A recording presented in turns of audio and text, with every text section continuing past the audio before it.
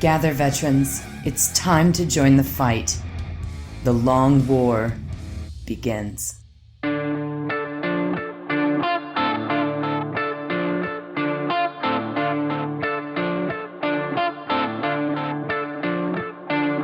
Well, this is The Long War. I'm Robbie B. And joining me once again are my partners in crime, Kenny Boucher and Wyatt Turk from Jack of Close Painting. What's up, guys? Yo, dog, great to be here. Yo, y'all ever heard about them Space Marines? We're familiar. We have, in fact. It's I don't know if you're pronouncing it right though. There's no Z. There might be Space Marines. Is it a silent Z? I think it's a hard Z. Yeah, it's a hard Z. Yeah, and for anyone who's just listening, we are cutting this a day early. So if you're hearing this and you're confused why another normal event surrounding our weekly podcast occurred, it's because I'll be at Halloween Horror Nights on that day. It happens once a year, and it turns out I do all the editing and things. So we did it today, Tuesday. I also on a Tuesday. I may have just woken up from a nap too. I mean, I was AFK. You said AFK, and you did not confirm nor deny, but I think now you have confirmed it. Yeah. I don't know. He doesn't look like it, but Rob is old as fuck. He needs a nap. Daily. That's two. I mean, it's only 6 p.m. Let me see. You're taking a standard 6 p.m. nap, right? See, you can do math. You know what time it is here. Yeah, because he had like the early bird special at Golden Corral at like 4 p.m. and he's all tuckered out. So he's gonna take a nap. Dude, have you been to Golden Corral? They have like the cheese fountain. It's just like a fountain of just cheese. Yeah, there's a chocolate one too. So you went there, you ate all that, you went into a coma. That makes sense. And of course, we're coming to you guys off the heels of SoCal Open out here in Del Mar, Southern California. 225 players, Space Marines, including Iron Hands, post FAQ nerf, but still no Imperial Fist or Salamanders. So that'll definitely be something we talk about today in our performance individually at the event. I was also napping while all this was happening. Unrelated note. You took a nap during SoCal Open. That was like 2 days. Oh, no, actually, I think I hobbied on I'm pretty sure I hobbied on my lawn that day. If you slept for 2 days straight, there is absolutely cause. That's a coma. That's an issue, man. Whatever, I wasn't there, so I might as well have been sleeping. That's true, it's true. So as usual, we're going to kick this joint off by tossing it back to Wyatt for a solid non-Spooktober, because I guess we're officially out of Spooktober for this. Yeah, moving into November. Is this turkey related? No, we'll get there when we get there. Okay. Yeah. All right. Would you rather every day at 4 a.m.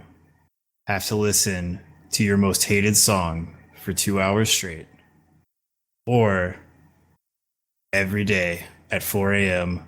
watch your most hated movie all the way through? I feel like I know who this was inspired by, but regardless, I don't know. I think yeah, that now that's the new version. That's tougher. This is honestly all the things you said before. Like, I'd be a Cenobite. I'd choose an apocalypse. All these things, all these hard decisions. This might be the hardest one. I don't know, because like songs can like be super triggering. But 2 hours. He said we had to listen to the song for 2 hours. Yeah, like that's a lot. Because I think just for the sake of my sanity, I'd have to pick movie. But depending on what's my most hated movie, what the fuck is my most hated movie? If its runtime is like 90 minutes, that's just happening. That's like 1 for 1 almost. That was intended, yes. Yeah. 2 hours of your life. But like, if it's a song, I mean, songs are what, 3 minutes long. Yeah, so it's like the repetitive nature that would absolutely drive me insane. It's almost torture. It is torture. God, what movie do I just hate the most? I think I hate a lot more songs than I do movies. So I think it's just like a solid got to pick a movie. And then the genie, of course, would just dip into my subconscious and figure it out for me what my most hated movie was. Yeah, because it's so hard to figure out what we hate. Like we know movies we like, but it's really hard to figure out, like, of all the bad movies I've seen, which is the one that I hate the most. So you might not even realize it until it just comes on the TV and you're like, no, please God, not this. Now, I got a quick question just for protocol here, just like genie magic. Am I limited to only movies I've seen, or is it like going to pull reference points for my preferences and versus a catalog of all movies ever made and just decide like for me? You know what I'm saying? Like he's just going to be like, yeah. It's so, yeah, like I would go with that because it's magic. Again, it's magic, and it's hard to pinpoint what you hate, right? Because I typically only saw it once and forgot, but most movies I went and saw because I was at least marginally interested in the experience, and if I didn't like it, it's usually a nitpicking experience. You know, like, well, they didn't develop the story well enough, but I still chose to go see it. If my man is cataloging, cross-referencing, using that advanced genie technology, genie algorithms. Yeah, that's gonna be the same thing for songs, though, right? Yeah. So I still think I have to pick movie. I'm sure there's going to be a horrible movie out there, but I feel like watching a story, like even a shitty, terrible, horrible movie that I hate, like narratively happen in 2 hours. Okay. Quick question. Is the movie limited to 2 hours? Like the song? Yeah. Cause the point is to be a similar time investment. Okay. So that it's not like, I didn't want him to be instantly like just go to my subconscious and find some like horrible like old movie that was made by some other country like in X amount of years ago that's 5 hours long. Like, fuck me. So I think I picked movie just for sanity reasons because I think listening to a 3-minute song 2 hours in a row straight on repeat would end up killing me, and I think I could survive the movie. I think that's the good call. Yeah. Instead of the this Netflix. is survival. This one is all about survival. There's no right answer here. This is survival, pure and simple. I can survive the movie, Rob. Yeah. Instead of like the audio torture. Yep. And at 4 a.m, Oh, it's kind of rough because like for the first like minute or two, you're just like trying to figure out what's going on. Yeah. I mean, your life forever, your life specifically. We're talking local time?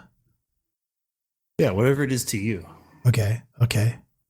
Yeah, so like you guys are actually, I don't know. I feel like you don't go to bed till like 6 a.m. anyway. Well, I do my 4 a.m., but you already did your 4 a.m.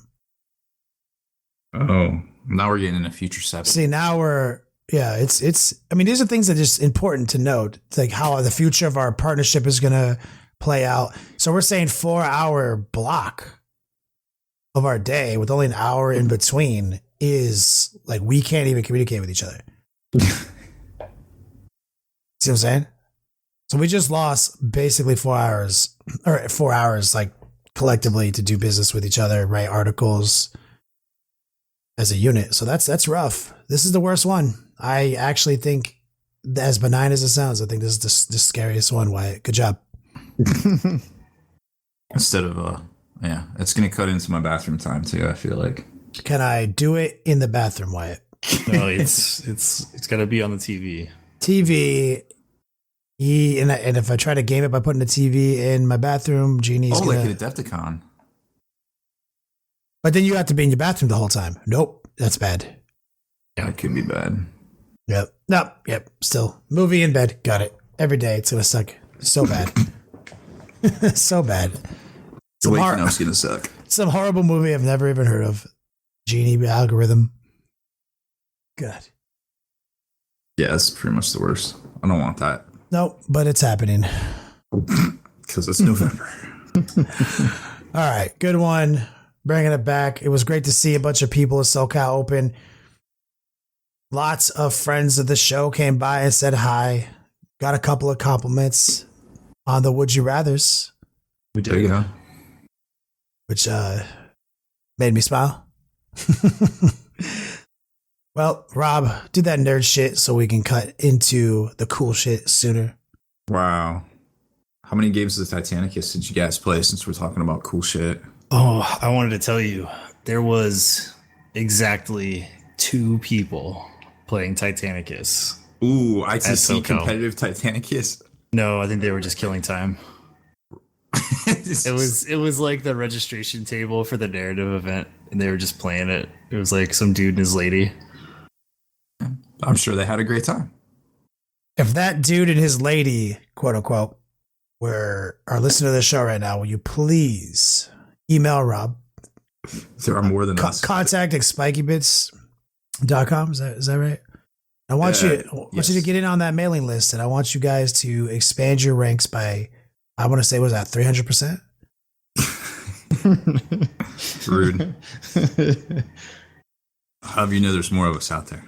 Anyways, while all that SoCal Open goodness was happening, there was a lot going on the news side of things. So it looks like also at the same time there was a big gaming convention out in Germany, and somehow a big list of releases, rumored releases, which seem to pretty much all be well, at least the first week has been confirmed 100%. So that bodes well for something that nobody could have known 5 days in advance. So it looks like we might have the next month and 2 weeks worth of releases going into December for Games Workshop.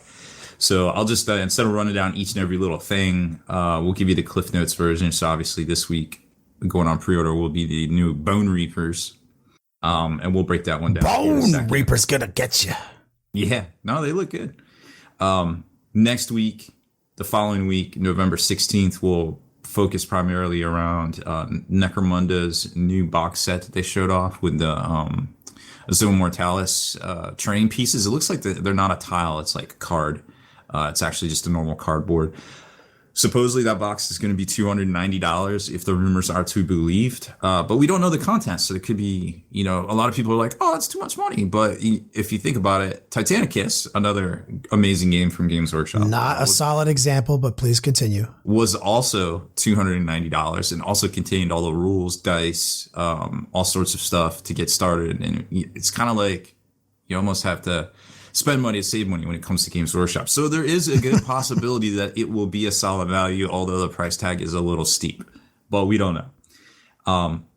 November 30th, it looks to be the Sisters of Battle Army box, which supposedly is $210. And if you do a rundown of the contents on it, it's actually pretty good value because it includes the codex, includes the data cards, and includes a whole bunch of other models. I think 25 models. We have a full breakdown over on spikybits.com. Also the same weekend, Psychic Awakening 2, supposedly Faith and Fury, with the Black Templars will be focused around that. So there won't supposedly be a 2-player box set of Emperor's Children and Black Templars, but there is a Psychic Awakening book, Part 2, coming out with Imperial and Chaos factions. Supposedly that will include White Scars, which I don't understand why they would get new rules because they just got a codex, but who knows. Emperor's Children, I think Night Lords, World Eaters, and Sisters themselves. So I'm probably forgetting something. Forgive me. Also a new Chaos Sorcerer model, supposedly. It includes World Eaters. Are we going to get some Berserkers? Not on the model front, but maybe better rules. I don't care then. Yeah, I understand. But apparently we're going to get a new Chaos Sorcerer, and I think he was $40, so who knows. And then supposedly the following week, chapter. Is he a Primaris Sorcerer? I don't know. I'm sure he's the new Chaos Primaris scale.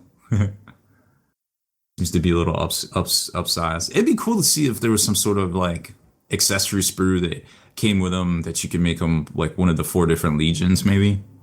Or, the big legions 2 of the big legions that have their own books, possibly 2 more in the future, who knows? But it's hard to say. Chapter approved 2019, December 7th, and supposedly also Psychic Awakening 3, The Blood of Baal. Balls. The Ball's Blood on December 7th as well, which will feature Blood Angels against ... Could be Tyranids, could be demons, we don't know, but something. And also supposedly a new Mephiston for $40. And then varied holiday battle forces as well. anywhere from $170 to $200, depending on which one. So that is the brief and very non-specific rundown. Wait, so Mephiston is going to be crossing the Rubicon, right? That's really the only explanation. So why would they come out with Mephiston and a Chaos Sorcerer if it wasn't to oppose each other? Supposedly they're only a couple of weeks apart, which is very ambitious on Games Workshop's part to be putting out two supplements that close to each other. But I did want to remind folks that last year, Chapter 2 2018 came out the same week as the first Vigilus book. So it's not exactly unheard of, but it is definitely ambitious. That adds up. Yep. Those are words that are accurate. So next week is the full Bone Reaper release. This week, Feast of Bones. You said it wrong. You gotta say it like Macho Man says it in Spider-Man. Can I buy a vowel? Bone Reaper. Brother. Gonna get you. Oh no, that's Hulkster. I feel like saying brother at the end of your sentences was not exclusive to the Hulkster in the 80s. That's true. He probably coined it, but it's like saying dog. I think it was like almost as commonplace as literally was for a while. Not figuratively. Yeah, literally. So the Bone Reapers will be out. Thank God. So much better. We'll be on next week. Full rundown. There's a bunch of units. So Bone Shapers for 30, Soul Reapers for 30. The big dude, Kakaros, I don't know how to say his name. $110. We're gonna call him Bonesaw for this. Bonesaw. The Harvester model for 50. The Arch Kavlos for $50. I think that's a dude on the horse. It looks pretty dope. The cavalry units are $60. The Mortek Crawler is $80. Again, a very ambitious price. Mortek Guard for $60, which I think come in the Feast of Bones box. Soul Mason for $35, and the Necropolis Stalkers, which I think are the I think those are the four. You say Necropolis? Is it? You sure it's not like Necropolis or something like that? What it could be that too. What are they trying to say there? It could be Necropolis. Necropolis. I like Necropolis though. It rolls off the tongue. Sure. Those are $50. So I imagine that's a box of 3. Who knows? Couple of new terrain sets for $100 ish. Paint pot holder. They made a widget so you can stop spilling all your tall pots of washes, airbrush paints, and it almost looks like a fidget spinner. Have you seen this thing? Negative. Yeah, it's GW made it. Yeah, GW's making it. You know, that's not. I mean, so oh my God. So this is like that discussion we had earlier, Wyatt, where I was like, you know, how everyone's hot on like outlaw vapes because people who smoke vapes are more likely to smoke cigarettes. And I said, that's like outlawing Old Duel's like non-alcoholic beer because people who drink that are more likely to drink real beer. Yeah. Mm-hmm. This is like, buy this so you don't knock over your pots rather than buy pots don't fall over. Like this is like insanity or create like is why? I don't know. I mean, do these come with the pot? Like if I buy 3 pots of paint, I get this free though, obviously, right? No. Okay, so it's obviously like $1.99. So I think retailers have to buy a 6-pack of them. And I think the math on it is $8 retail each for this widget that holds 3 pots. It literally looks like a fidget spinner. $8 holds 3 pots. Okay, that's really good for GW. I'm not nearly as triggered by this as I seemed I was. I mean, the water pots are $8. And I mean, I'm disappointed with that price. Let's not talk about that right now. You're making me backslide. All right. Well, either way. And if you love that product, there is also the Citadel Spray Stick coming out for $18. That is a stick with rubber bands so you can put your models on it and prime them. Okay, wait. I'm trying to figure this out. How do rubber bands, there's a stick, And then apparently it's ribbed for your priming pleasure, and there's little notches that the rubber bands go on, and it creates tension that you just space them apart and put the model in between. so like the base. Yes. Eclipse is okay. So this is proprietary rubber bands, or any rubber band work. It may accept any rubber band. Okay, and this, as opposed to time-tested blue tack, or thumbtacks, or paint stirs, or double-sided tape. And what was that price again? $18. Word, dope. There's also a 5-pack of the traditional Citadel painting handles coming out as well, which is I think it's a little bit of savings. I want to say they're $9 maybe.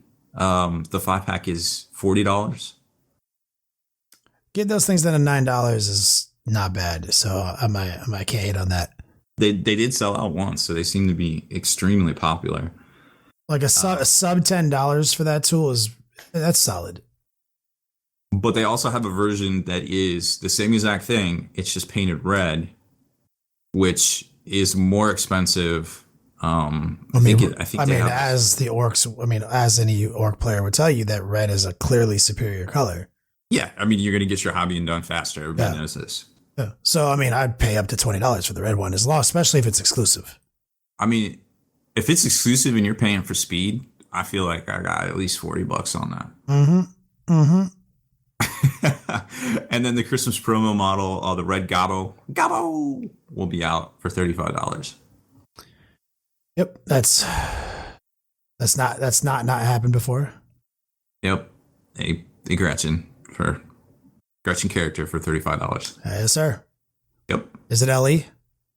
I'm sure it is. So yeah, that's free. Got it. I'm sure it'll be rather popular at the holidays. But obviously, we're making fun of some of this, if not majority of this. I'm sure there will be some good deals coming out with the battle forces. But at the end of the day, I didn't make it. I didn't joke once in that segment. Not once. No. If you think something is silly and overpriced, vote with your hobby dollars and don't buy it, because that's the only way stuff like this, won't happen in the future. Because it's only crazy if it sells, and if it sells, we're gonna keep getting more of it. So there's that. As far as other new releases go, nothing super big on the radar. I think Army Painters got their Underdark D&D paint set coming out on the 7th of November, if I'm not mistaken. And then at some point in December, I don't have the date, it escapes me, their wet palette will be out for $25 US, and that's a whole wet palette starter kit, which is pretty good. We just I think Kenny did an unboxing, I've recorded an unboxing, and I'm sure Army Painter will do all sorts of promos here soon on it, but I'm kind of digging it. Yeah, we've got one up in the Hall of Veterans right now. Okay. Mine, right? Yeah, I think yours is up somewhere. Yeah, so mine's, if you're a patron of mine, you've already seen it. I believe if you're a Hall of Veterans, I slid it over there too. So it's like a unboxing / tutorial. I was instructed not to make it public just yet, so it's up there. And I think they're doing some version of pre-sale just now, but they're not. I think their full release is yet to come, right? Yeah, I think the actual release is the middle or early December, but it is available for pre-order right now. If you want to lock it in, or just scoop it up from your retailer if they have the Army Painter rack when it hits. Yeah. But solid, and I'll say that I like it. So it's real good. It's definitely the paper and the sponge is probably some of the highest quality materials I've seen from the different various. That's it. The best part is the price. Yeah. The quality. When you're, obviously you could buy a piece of Tupperware and do your own. Yeah, absolutely. Right? Everyone knows that, right? Even the cats. So when you're buying a product like this, you're buying convenience, label, support for a company and a manufacturer, and ease, right? And as far and in a category of that, of all those marks I just listed right there, it's very high. And I like that. I like that. It feels good in my hands. Yeah, I think for the price point, I think other companies that come out are going to be very hard pressed to charge more and not give more, significantly more. I think it's a value at the price point, and I think it's going to be a pretty big success for them, to be quite honest. But I'm definitely super stoked about that. Rest of new release wise, I don't know. I'm not really tracking much else. I'm sure there is something I'm forgetting, but I may or may not have just woken up from a nap. The previous statement. I reserve the right to backpedal. Yes, sir. So, any word on lifetime membership sales now that we're going into November? That's kind of the official month, right? Yeah, those are up right now. You can get them over at if you just go to longwar.net, not .nut. I know some people try to go to that website. You don't want to go there. It's longwar.net. It's actually, I think, thelongwar.net. Yep. So if you type in longwar.net, you will not get to our website. It's thelongwar.net. Or if 100%. I think Rob would know. It's literally his job to know. It's kind of Google knows. Google steals our clicks. You will find it, I assure you. But yeah, just jump in over there. Every lifetime membership sign up gets a $35 voucher over to the swag store to scoop up one of the limited edition jerseys and or t-shirt of your choice out of there. Yeah, I mean the jerseys are LE. They are November only. New design, new fresh look. That's the Long War TV hotness. That's our new rebrand sickness. Looks good. But if it's not your style, you don't care about a dope ass jersey, and you just want like maybe the new shirt, maybe you want a hoodie, do whatever you want with your voucher. Yep, 100%. So, but you only have 30 days to make that choice.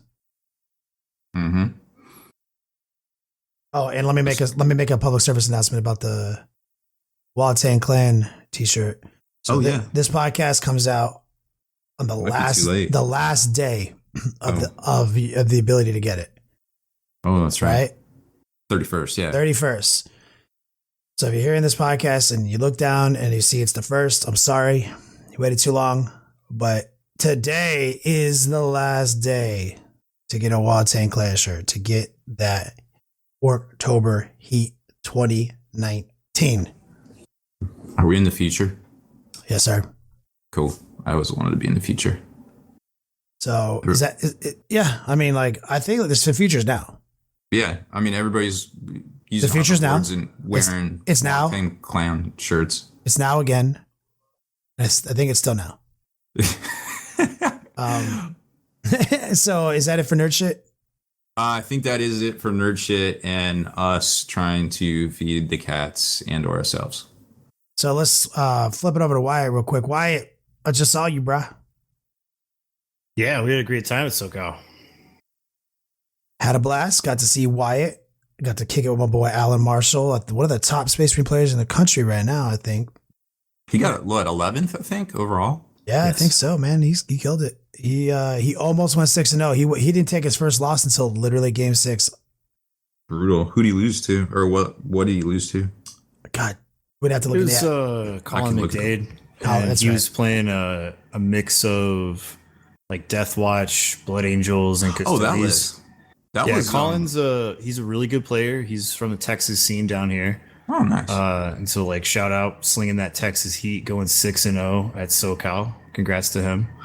And then Thomas Reedy, who's a mutual friend of ours, he got Best Chaos Knights by winning 4-2. So another Texas guy up there in the top. I think you should call him by a street name. Goat Boy. There you go. From the mean streets of Tejas. My man, dude, I love that guy. I got Best Chaos. Did you? Nice. Went 5-1 with the new heat. What, 17th overall, I think? Yep, we did it after a month of scheming with Wyatt and the crew on our next level painting tactics discussions. Every decision we made was the right decision. We took 1 L to John Lennon. God damn it, that dude's so good. Dude's so good at fucking 40Ks. And of course, if you guys remember a year ago when I had to move into the new facility, that's been a year, almost to the day. And my dear friend Mark came out and took pictures. So we have a lot of photo dumps online. He was asking questions. He's like, you know, how do you feel about winning this? And I was like, straight up, this man's better than me at 40K. So we're gonna need some things to go our way, brother. And I mean, the table did not go our way. His target priority was flawless, and I think by turn 4 I had no models left, and I would say that was my first encounter with some of the new Space Marine tech with White Scars. White Scars is real powerful. We'll talk about that more, obviously. But let me say, I didn't get to play Iron Hands, even though I geared up like crazy to play them. I did play White Scars twice, and one of them was to John, and he crushed me. But he was playing White Scars plus Iron Hands in a incredibly crafty and clever organization. You say White Scars plus Iron Hands. It was really just one yeah, let's clarify. It was one like Iron Hand, or like what? The Chaplain Dreadnought and one Dreadnought. Two Iron Hand Thunderfire cannons. Iron Hand Chaplain Dreadnought, Iron Hand Mortis Dreadnought, and at first it looks weird, but then you realize he makes the other Mortis with las cannons a character, so you can't target it. Gives it the Warlord trait to reroll a hit, a wound, and a damage result. They are obviously successor because they all are, and therefore has Weapon Artisan, so it can reroll another hit and wound. And the Chaplain Dreadnought, who also has a las cannon, can also reroll a hit and wound. Then he can pray, and they can hit better. And so what that means, all that I just said, is you have 6 las cannons in the backfield that don't fail to hit, they don't fail to wound, and you can't shoot at them. And sustained damage over the course of the game is incredible. I totally underestimated it. And as the game progressed, I realized how powerful that scheme is. He didn't care about enhanced tactic doctrines. He never even changed out of the Devastator doctrine with his heavy White Scars, double Assault Centurion, triple Eliminator, 6 units of Scouts shenanigans. He didn't care. He's like, you don't need it. This is way better. And he went 6-0. My man went 6-0. He's 7th best in the country right now, I think, or the world maybe. And he proved it with his just superior play and incredibly crafty Space Marine list. That's now that you explain it like that, that's really interesting because, one of the big points to the air quotes Iron Hands nerf was that it was just so easy for people to jump in and just kind of run amok, so to speak, with them. And then out here, John has thought outside of the box, and he's literally created a scenario where it's very similar in easy, almost easy to play. But like you said, his target priority was on point. I'm sure there was a bunch of other aspects of the game that was super, dialed in and super tight. But when you start explaining, and then that's not even counting all the normal stuff that, White Scars can do just in general. They're amoebas. They just kind of spread out and take over areas. And well, it's better than that. What you're talking about here is good White Scar armies now. What they're doing is they are doing some of that disallowed targeting, like I talked about with the pre-nerf Iron Hands Dreadnoughts that could all be characters, and you have scouts, so you never get to shoot them. My old Demon Prince list operated that way, and that's how these White Scars are doing: is a shitload of scouts, a shitload of infiltrators, shitload of what's the other one? Wyatt, the sniper one. Eliminators. God, there's so many fucking names. And Eliminators. And so you have a shitload of units that are easy to hide, infiltrating all over the table. And in my last game versus Nick, he was running basically 3 Smash Captains and a Slap One and a Slap Lieutenant. And the idea is he's going to table you with those units because you can never shoot them because of the way all those units are everywhere on the table. And then on top of that, outflank in some Assault Centurions, hit them with a Psychic Power, get that charge easy so you can't be anywhere within 18 inches of a table edge. So that's kind of how they play. Lennon's list is even craftier because he's also hitting you with sustained firepower the whole game that you also can't interact with. And then as you're trying to move around and try to maybe outflank those units, you realize you were getting into danger close board edge territory for his 2 units of Assault Centurions and his Deep Strike and Librarian to come in and do the same wombo combo. And the speed after they're on the table is ridiculous. The reliability, the charge is ridiculous. The damage output is ridiculous. It is a crafty list. White Scars are strong. Yeah. And we're seeing Marines all over the place, and it was a quarter of the field, over 50 counts of them, 50 different players in a 225 player event had air quotes Space Marines. So, they're already incredibly popular. So you gotta expect to see these guys in the near future in your local meta, at your, regional tournaments, etc. They're here. They're gonna stay. So I'll hit you real quick before I flip it back to Wyatt. So I went 5-1. I actually played a lot of Chaos. It's crazy. I geared up for Marines. Only played them twice. I played a Chaos Knight and some Control Armon Supreme Command round 1. It was actually really hard to beat it with a small margin.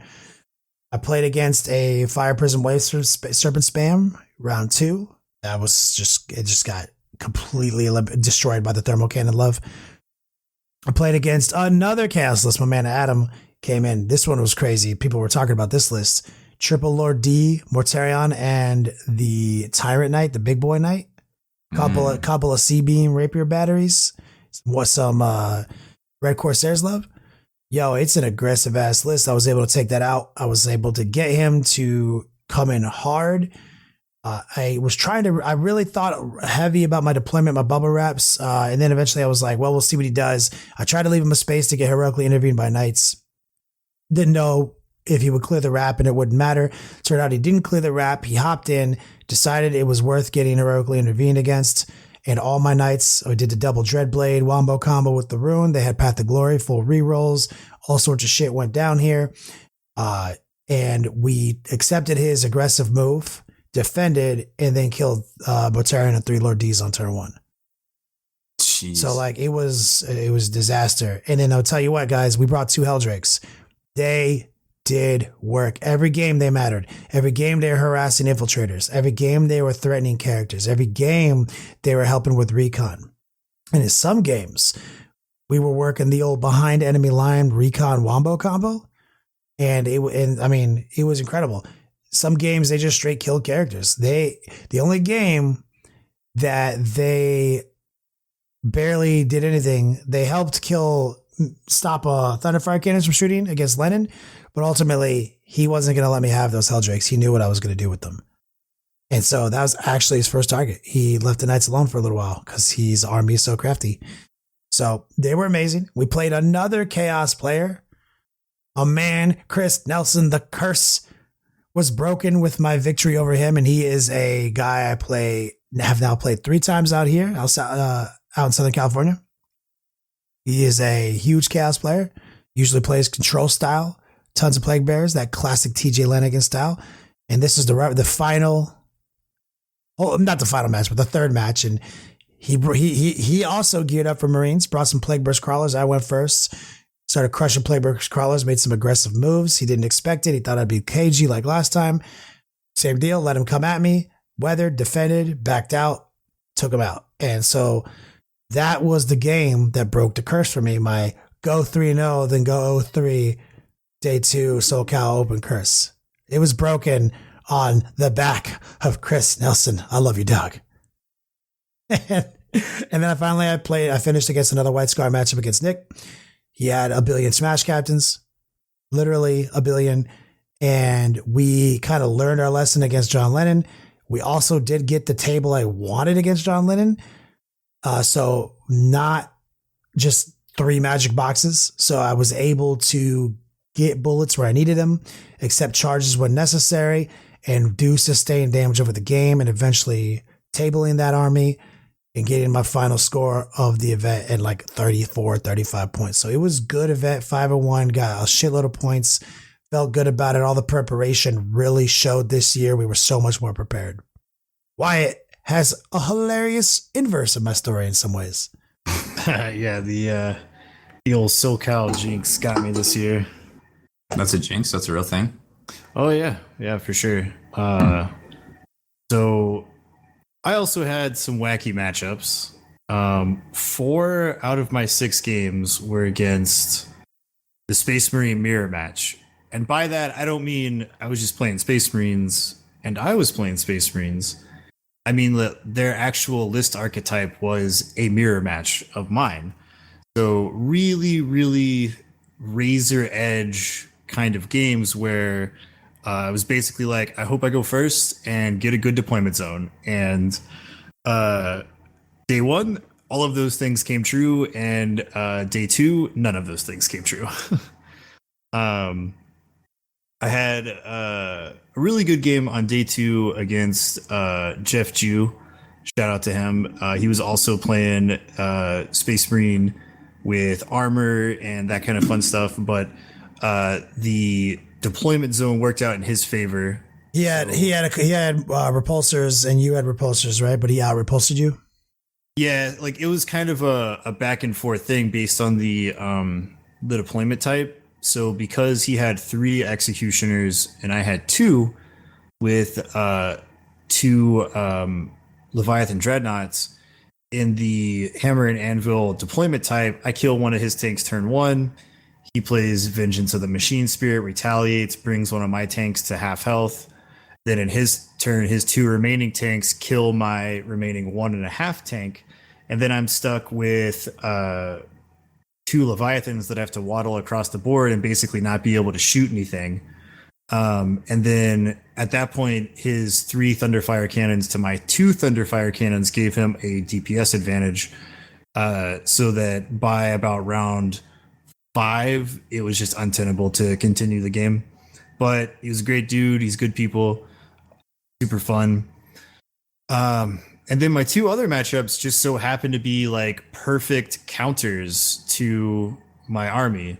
I go into round 5 against Craftworld Eldar and Harlequins with like 1 billion haywire shots. So, yes. You know, I killed 2 airplanes, but then in his first shooting phase, he tables me. So cool. That's how it goes. But, dope. I got to give it to him. He was a really good player, very sportsman, super nice. Came all the way from Iceland. Wow. Play in the SoCal Open. So, like, you know, he was super cool. And then in my last game, I had to play against a very cagey chaos list with a bunch of plague bears, a bunch of demon princes he couldn't interact with.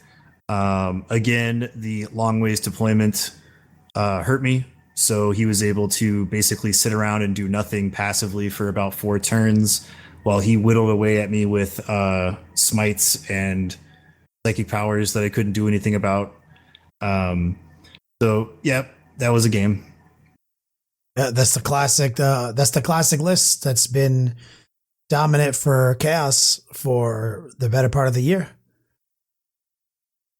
Yeah, you know, it was actually a lot of fun. Like I went 2-4 at SoCal last year, and I got the SoCal Jinx last year as well with the FAQ hitting my Space Marine army that time. But at least this time I was able to go 3-3. I did score over 100 ITC points, which was my goal. And I did get some hobby score recorded for the hobby track. So no matter what, this is going to be a bump to my overall ITC ranking and my hobby track ranking. And the hobby track is kind of what I'm focused on right now, because since I didn't take the ITC stuff super seriously in the beginning half of the year, I'm probably not going to make it into the top 200 like Kenny will. But I am ranked in the top 100 of the hobby track right now. So hopefully my score at SoCal and then my upcoming score at LVO will bump me up pretty high in that. So that'll be cool. That's kind of been our reason we've been getting more prepared. Me and Wyatt said we had a goal, and we set ourselves to it. And I am going to bust my ass at the last event at LVO to perform again at this 501.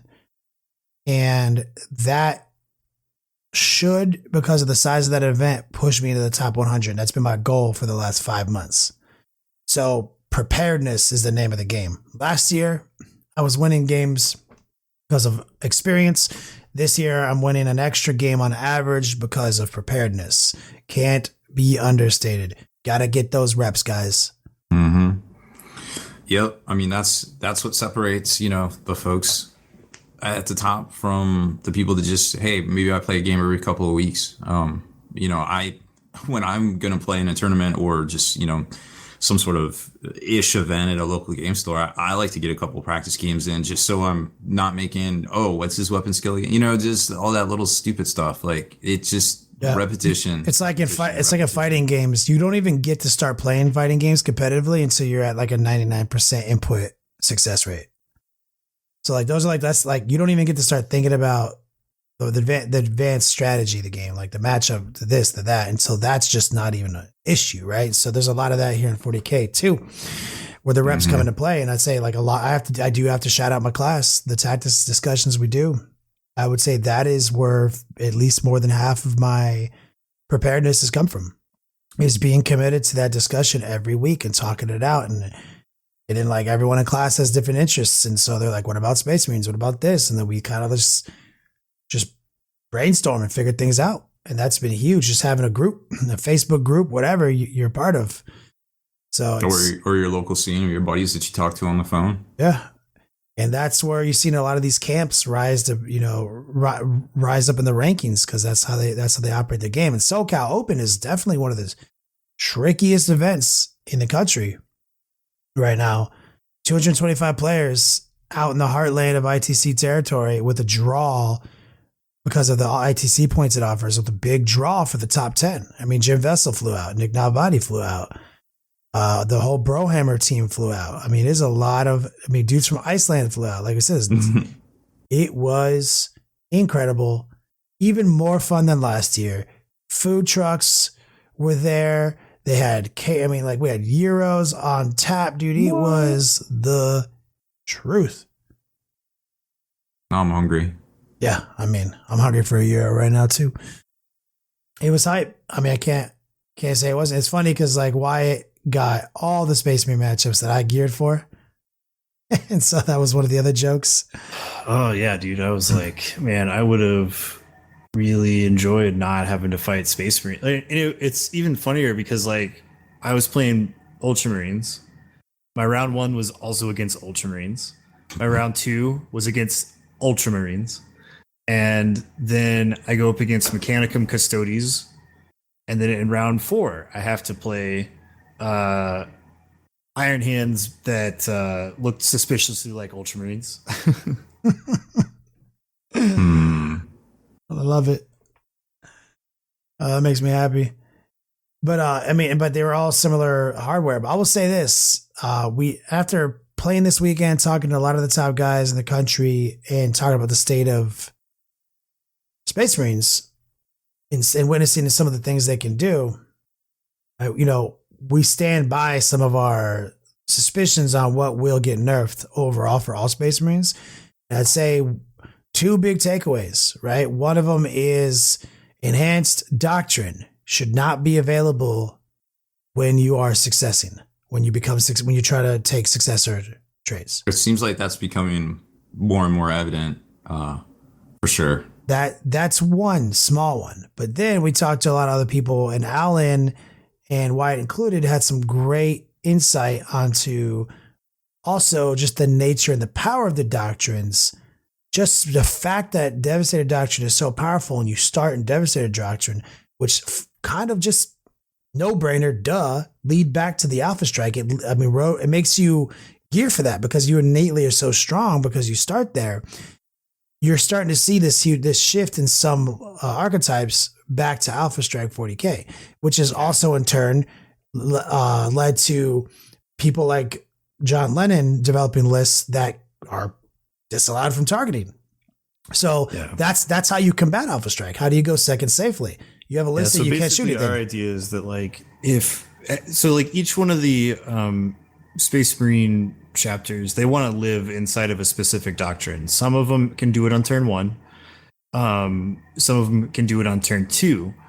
So what we posit is that you should not get enhanced doctrines until turn 2, and you should just pick whichever one you want to be in. So if you're an Iron Hands player, you're gonna want to be in Devastator Doctrine, so you get that on turn 2. As an Ultramarine player, I want to live in the Tactical Doctrine, which I have to wait until turn 2 regardless. But on turn 2, I should be able to just pick the Tactical Doctrine. Same with White Scars. Like if they want to be in the Assault Doctrine, they should be able to be like, okay, turn 2, I choose the Assault Doctrine, and go on from there. And I think that would keep a lot of the power. So you're going to have a big turn 2 power spike, but it would alleviate the symptoms that are creating this Alpha Strike meta again. And what we learned from the first time that Alpha Strike was the meta is that not a lot of people like playing a game like that. So it's not good for the game. It causes a lot of feel badsies. Now, as a player in this game for a really long time, I don't care if something is really strong. I care if it creates an unfair interaction that makes people not want to play 40K or the field badsies, like we call them here on the podcast. So that's usually what I look at when other people say like, well, that's too strong. I'm like, no, it's not. You just have to know how to beat it. It doesn't cause field badsies. Now, when there's things that cause field badsies, I'm like, yeah, that should change.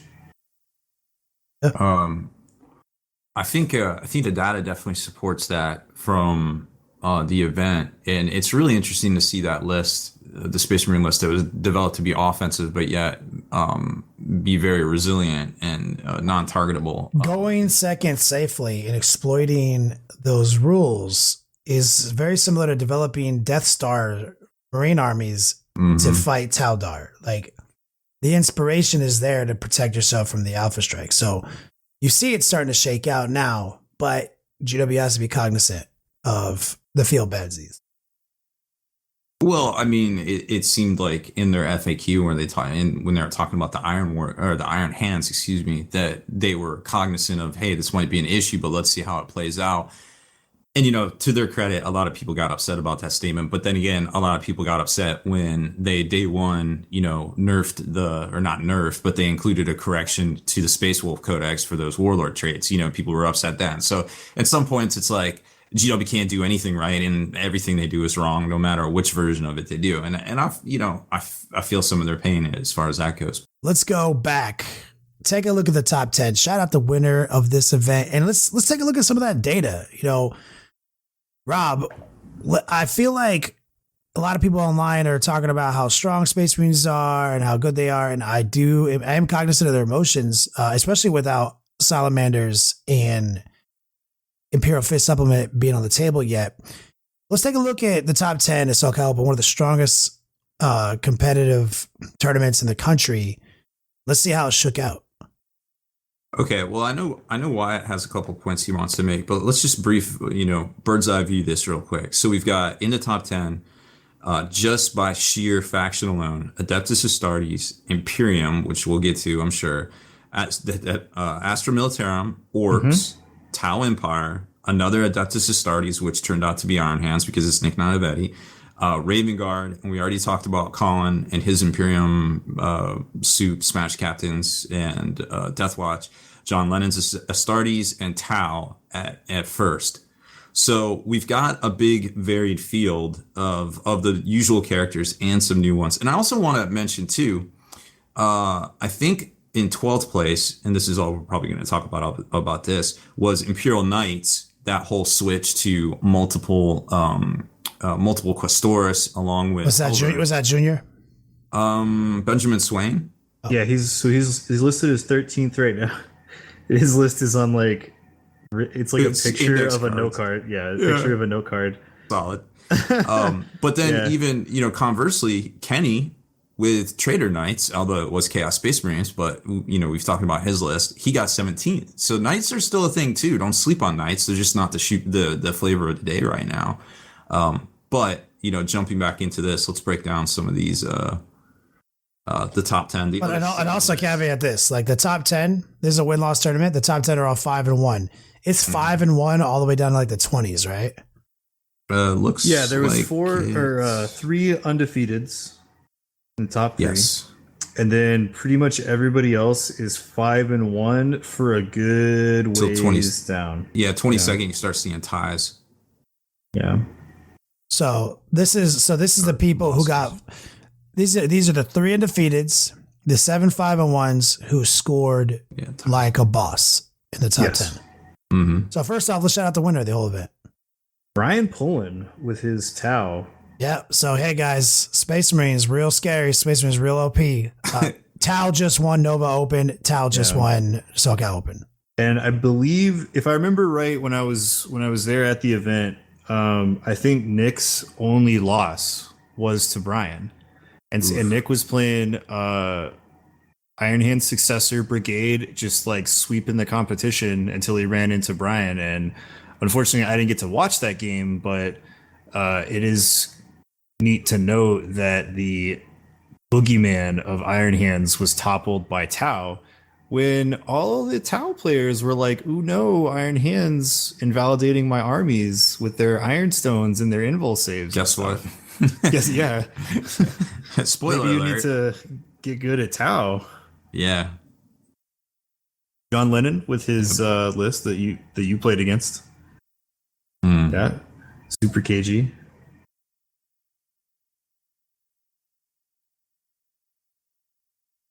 Yes. Third place was Colin McDade. So he did really well with his Imperium mix-up. And then right after him was Stephen Pamprine, who was running Raven Guard Successors. Followed by Nick, and then Richard Siegler with Tau. And we've talked to Richard So before. we have a peer chapter army and a peer chapter army, Raven Guard and Iron Hands successors, though, but still. Yeah. After Richard is Nick Sutherland with Orcs. I believe, I think Colin was telling me that Nick is a Texas boy too, so he was slinging some heat with those Orcs. And then Junior coming in with Imperium, and I believe he usually runs some Knights in his lists, and he's a super solid player. Yeah, Knights and Guard, I think. Yeah.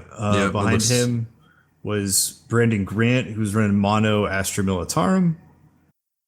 And then Ruben Fernandez, who's basically running the exact same list as John Lennon.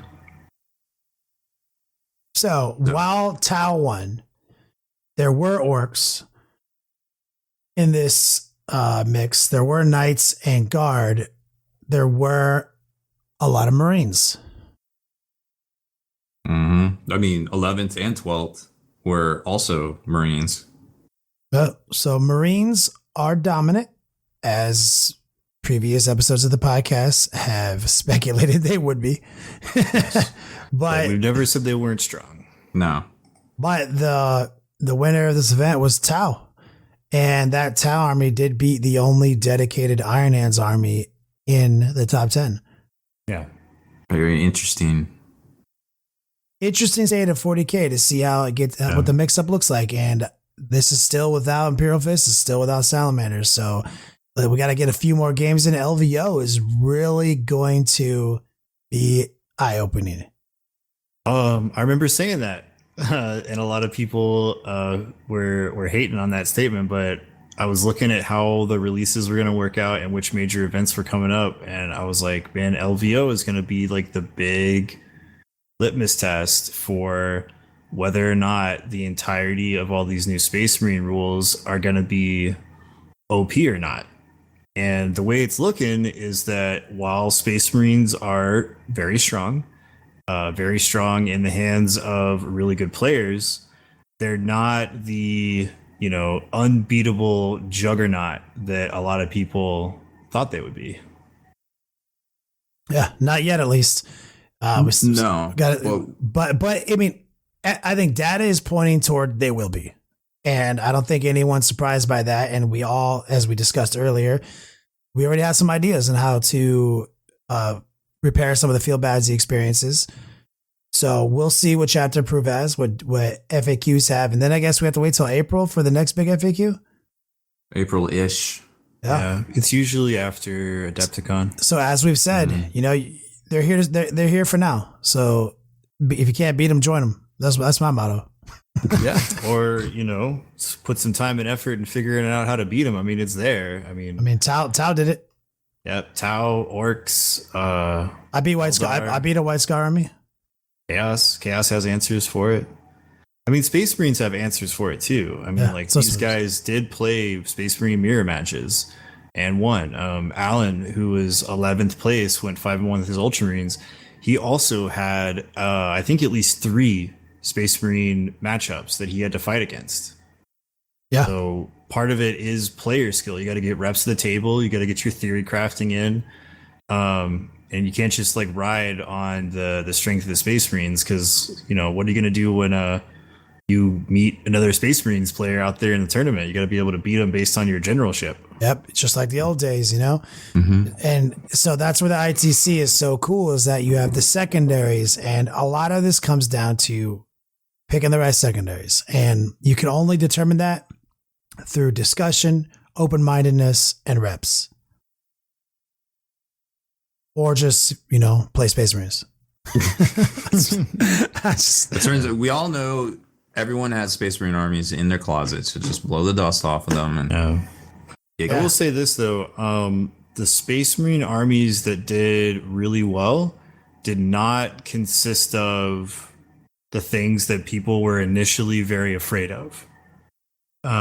There were a lot of people at this event playing executioners and that kind of stuff, but they didn't quite make it past the 5-1. Like there was a lot of players that went like 3-3, like I did, 4-2 with those types of lists, but ended up getting got by the different list builds. And if you look at the top 10, lots and lots of different units, primarily consisting of easy to hide infantry units. And things that are just generally really hard to kill by spending resources on it. So I actually thought Nick's list was extremely interesting, because I think one of the strongest ways to play the new Space Marines is the Brigade. I mean, I'm definitely a fan of Brigade. Coming from the guard side, there's just so many options. It's like multiple scoring units, baby. The Space Marine Brigade is real. It's finally here. The mythical Space Marine Brigade has finally arrived. So happy. I mean, it's cool to see the varied units on the tabletop, and not everything just the way we thought it was going to be. Yes, sir. So SoCal Open, incredible event. Looking forward to rolling out this LVO. Keeping this train alive. I won't lie, I'm real scared of Imperial Fist though. Imperial Fist is going to be real strong. If there's one thing we knew about Warhammer 40k, it's that there'll be something new and different to deal with next month. Yeah. You guys know the first two rules of 8th edition 40k, right? Just wait longer? No, it's everything dies, don't get butthurt. That's it. Everything dies, and don't get butthurt. Well, Haspil isn't here to take us out, so make sure you head on over to thelongwar.net. That's thelongwar.net for exclusive content, early access videos, and more. Become a veteran of the Long War today.